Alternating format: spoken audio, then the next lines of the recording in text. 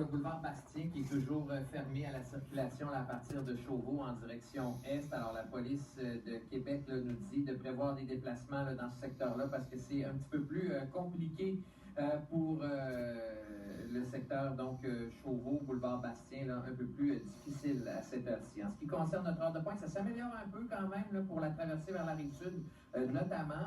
Henri IV est toujours bloqué, mais secteur 4 Bourgeois, on est de retour à la hauteur de Schlaga pour Duplessis. Il y a encore de petites files d'attente, secteur des centres commerciaux pour le boulevard Laurier, hauteur de la route de l'Église pour le chemin Saint-Louis. Alors, c'est pas réglé là non plus. Pour Rochard-Est, on a encore de l'attente là aussi pour l'accès Robert-Bourassa-Nord, mais aussi avant Saint-Sacrement, ça reste chargé tout juste après Robert-Bourassa. Robert-Bourassa, ben, il y a des ralentissements là, depuis le chemin Sainte-Foy jusqu'à Le Bourgneuf. L'accès Félix-Leclerc-Est demeure compliqué. Côté ouest de Félix-Leclerc, ça roule plutôt bien à cette heure-ci pour l'approche Pierre-Bertrand. Il n'y a plus vraiment de problème.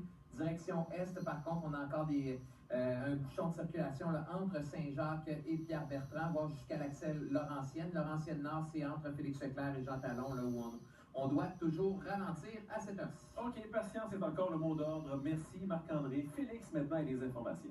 L'Institut de recherche et d'information socio-économique, l'IRIS, évalue que le transport scolaire serait mieux servi au Québec s'il était assuré par un service public.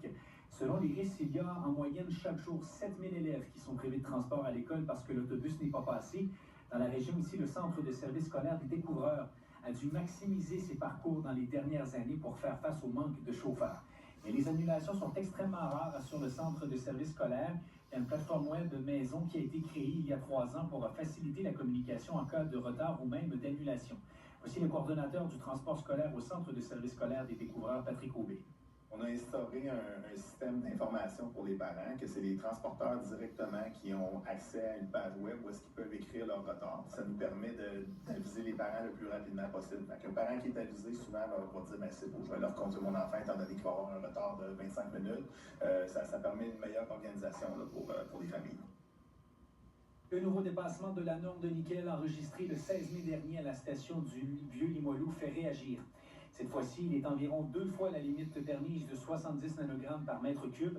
Le conseil de quartier du Vieux-Limoilou ne peut que constater que les dépassements se poursuivent ponctuellement. Son président Raymond Poirier se demande désormais ce qui est fait en temps réel quand l'entreprise réalise que la norme est transgressée. Qu'est-ce qui a été fait sur le terrain? Qu'est-ce qui a été mis en place d'un point de vue sécurité pour limiter un peu l'impact de ça ou pour le mitiguer complètement? Alors oui, c'est important de partager les données, mais c'est une première étape. Et nécessairement, mais ça va impliquer aussi des partages d'échéanciers, ça va impliquer des partages de travaux, d'actions qui seront mises en place sur le terrain pour endiguer progressivement le risque de dépassement.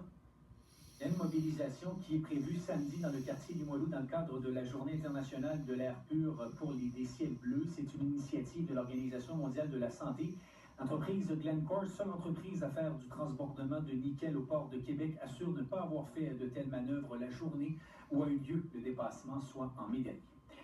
Et je termine en vous disant que 4 candidats vont s'affronter pour remplacer le grand chef de la nation, Huron-Wendat, Rémi Vincent, qui a décidé de ne pas solliciter un deuxième mandat.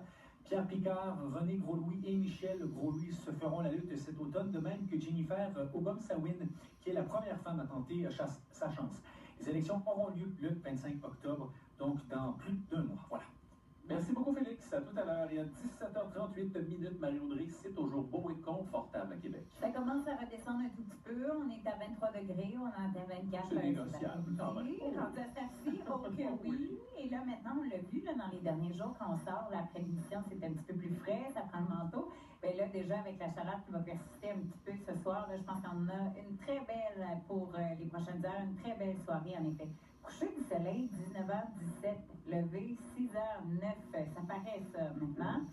L'année prochaine, ciel dégagé, 12 le minimum. Demain, plein soleil, 25. Aussi beau pour vendredi, 25. Donc, on est 6 degrés au-dessus des normales. Samedi, plein soleil, 24 degrés.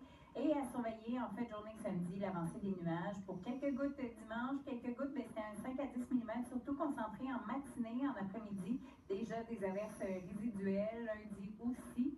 Système qui va se déplacer quand même assez vite là, sur notre secteur, mais il arrive très lentement. Il est tout à l'ouest du pays en ce moment. C'est pour ça notre belle et longue séquence. Mais à noter, en fin de semaine, 24 samedi, 14 à peine dimanche, donc la fraîcheur. Mais ça remonte lundi, on est à 17 degrés et même 21 degrés sous le soleil mardi. Merci. Marie-Audrey. On va maintenant parler